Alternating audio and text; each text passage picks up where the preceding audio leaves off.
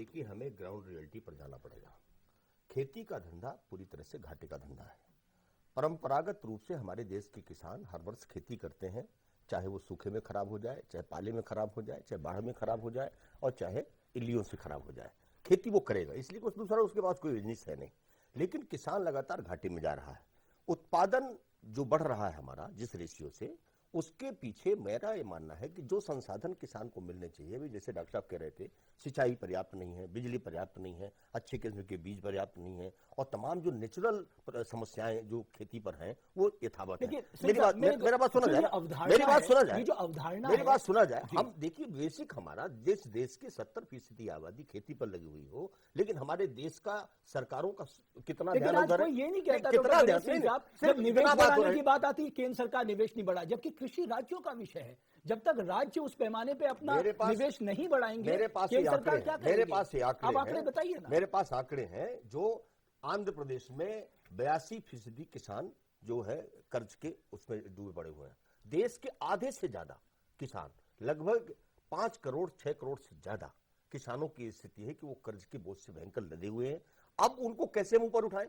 अब कैसे उनका खेती का हम औसत बढ़ाएं? जैसा आबादी बढ़ रही है उसी हिसाब से रकबा घट रहा है खेती का घटवा रोज, वहां इंडस्ट्री भी लग रही है, वहां दूसरे कामों में भी जमीन जा रही है। अब आखिरकार सामंजस्य नहीं, सरकार, मेरा कहना दूसरा है, मेरा एक कहना, सरकार चाहे हमारी हो चाहे किसी और की हो, मैं कह रहा हूं प्लान एक बनाना पड़ेगा खेती को मजबूत करने के लिए। और खेती चूंकि जो घाटे के धंधे में जा रही है, आज किसान का अगर पर्याप्त जो उत्पादन का जो मूल्य मिलना चाहिए वो नहीं मिल रहा, उसके पीछे कारण है कि ऐसे समय पर खेती होती है जब बाजार में उसका दाम कम होता है, ना उसकी स्टोर करने की व्यवस्था है, ना उसको लोन उस समय पर मिला। जब उसने खेती बोने का काम शुरू किया उस समय पर अगर उसको लोन मिल जाए, फसल के एवरेज में अगर 50-60% उसको लोन मिल जाए कम ब्याज पर, और जैसे फसल आए उसको फिर वो अच्छे दाम पर बेच दे, तो उसका भी बैलेंस बन जाएगा। आपका भी बहुत बहुत शुक्रिया। आप कुछ कहना चाहते हैं? कर्ज की बात कर रहे थे, इसी यूपीए सरकार ने 72,000 करोड़ रुपए के किसानों के कर्ज माफ किए हैं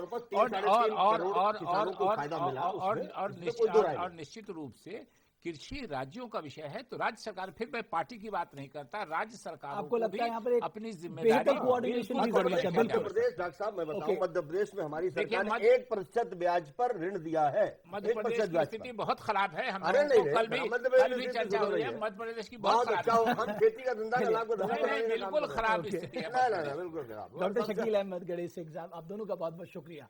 मधुसूदन आनंद साहब, आपका बहुत बहुत शुक्रिया, जो आपने टिप्पणियां की, बहुत बहुत शुक्रिया आपका। तो कुल मिलाकर मांग और आपूर्ति में अंतर के कारण बढ़ती है महंगाई, लेकिन उस मांग के मुकाबले आपूर्ति बनाने के लिए सरकारों को